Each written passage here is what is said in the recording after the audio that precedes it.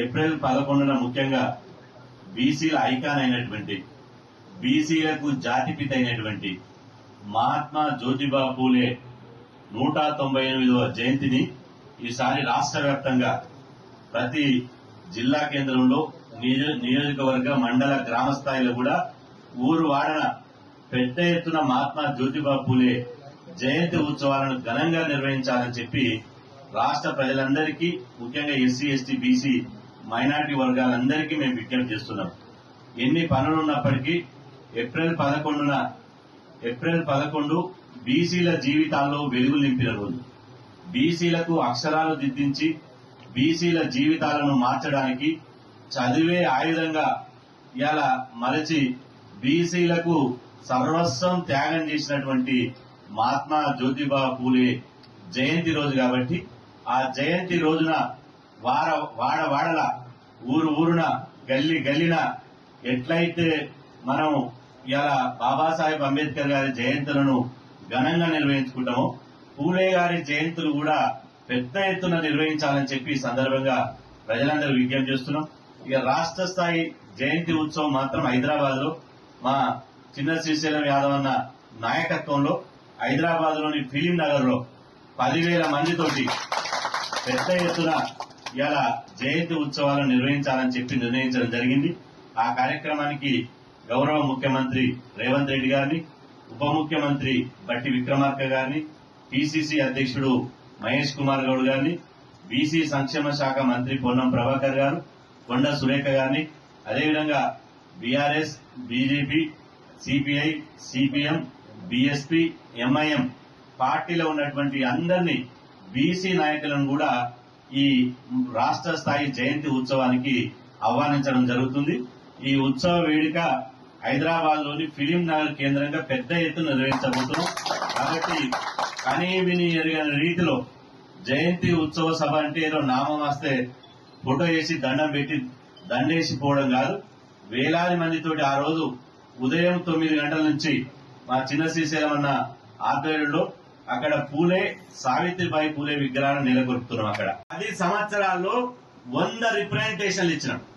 BRS పార్టీలో ఉన్నటువంటి ముఖ్యమంత్రి, ఆయన కొడుకు కుమారుడు కేటీఆర్, అదేవిధంగా మంత్రులు కనపడ్డోలికల్లా ఒక కాగితం ఇచ్చినాం. అయ్యా మా బీసీల ఐకాన్, మా జాతి పిత, మా జాతి కోసం పనిచేశాడు కాబట్టి పూలే విగ్రహాన్ని హైదరాబాద్ లో ఏర్పాటు చేయండి అని చెప్పి అప్పుడున్నటువంటి కేసీఆర్ గారికి 100 మెమరాండాలు ఇచ్చారు. కానీ తీసి చెత్తబుట్టలేశారు. 10 సంవత్సరాలంటే మీరు చూసుకోండి, 10 సంవత్సరాల కాలంలో ఒక్క రోజు కూడా మహాత్మా జ్యోతిబా పూలేకు దండేయలే, కేసీఆర్ గారు నివాళులు అర్పించలే, అదేవిధంగా వారి విగ్రహం పెట్టలే, అదేవిధంగా వారి పేరు మీద ఏదైనా చారిత్రాత్మక నిర్ణయం తీసుకోలే. కానీ అధికారం పోయింది కదా, మేము అంటున్నాం మా గురించి స్కామ్లలో విరుక్కున్నోళ్ళు మా గురించి మాట్లాడడం ఎందుకు? మా గురించి మాట్లాడడానికి మా నోరుంది, కొట్లాడడానికి మాకు శక్తి ఉంది, పార్టీలకు అతీతంగా జెండాలకు అతీతంగా మేము కొట్లాడగలుగుతాం. నేను అంటున్నా ఇవాళ అసెంబ్లీలో విగ్రహం పెడితే ఎవరు చూస్తారు? ఇది ఒక పెద్ద కుట్ర. అసెంబ్లీలో విగ్రహం పెట్టాలనేదే ఒక పెద్ద కుట్ర. ఎందుకంటే అంబేద్కర్ గారిని అసెంబ్లీతో పాటు 125 అడుగుల విగ్రహాన్ని ఇవాళ సచివాలయం పక్కన పెట్టారు. అసెంబ్లీలో పెట్టాలని చెప్పి పెద్ద డ్రామాలు ఆడుతున్నారు. మేము అంటున్నాం అసెంబ్లీలో కాదు పెట్టేది. ఇవాళ నేను అంటున్నా పూలే పేరు ఎత్తడానికి, పూలే అనే పదం పలకడానికి మీకు అర్హత లేదు, నైతిక అర్హత లేదు, నైతిక హక్కు లేదు మీకు. ఇవాళ ఎన్ని రోజులు ఇట్లా డ్రామాలు? ఇందిరా పార్క్ కాడ ధర్నా చేస్తున్నారు. ధర్నా చౌక్ ని ఎత్తేమన్నాడు కదా మీ నాయన. ధర్నా చౌక్ ఇక్కడ వద్దు, రామోజీ ఫిలిం సిటీ అంతా ఎత్తేయనీళ్ళు, ఈడ ధర్నా చేయొద్దని చెప్పిండు కదా. ధర్నా చౌక్ ఎత్తేయమన్నటువంటి వాళ్ళే, పూలేకు దండం పెట్టనటువంటి వాళ్ళే, పూలేకు ఏ రోజు నివాళులర్పించినటువంటి వాళ్ళే ఈ రోజు ఇలా ధర్నా చేస్తుంటే ఉసరవేలు కూడా సిగ్గుపడుతుంది. ఇంత రాజకీయ అవకాశవాదానికి ఇది పరకాష్ట. ఇది ముమ్మాటికి బీసీ వారాన్ని, బీసీ వాయిస్ ను ఎత్తుకోవడం అంటే ఇది ఒక కుట్ర.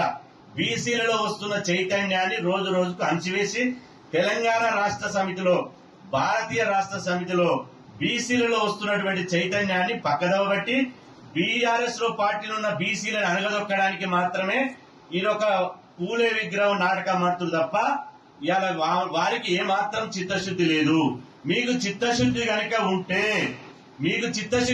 ఉంటే నేను సూటిగా ప్రశ్నిస్తున్నా. ఇప్పుడు ఏప్రిల్ 27వ నాడు బీఆర్ఎస్ పార్టీ రజతోత్సవాన్ని జరుపుకుంటుంది. ఏప్రిల్ 27 నాడు బీఆర్ఎస్ పార్టీ రజతోత్సవాన్ని జరుపుకుంటుంది. ఈ రజతోత్సవాన్ని సందర్భంగా బీఆర్ఎస్ పార్టీ బీసీకి అధ్యక్ష పదవి ఇవ్వగలుగుతుందా? మేము సవాల్ చేస్తున్నాం. పూలే విగ్రహం మేము పెట్టుకుంటాం, మా చిన్న చేసి ఎలా ఉన్నా. ప్రపంచంలో ఏ మూల ఏ క్షణం ఏం జరుగుతుందో వేగంగా తెలుసుకోవడానికి తొలి వెలుగు వాట్సాప్ ఛానల్ ని ఫాలో చేయండి.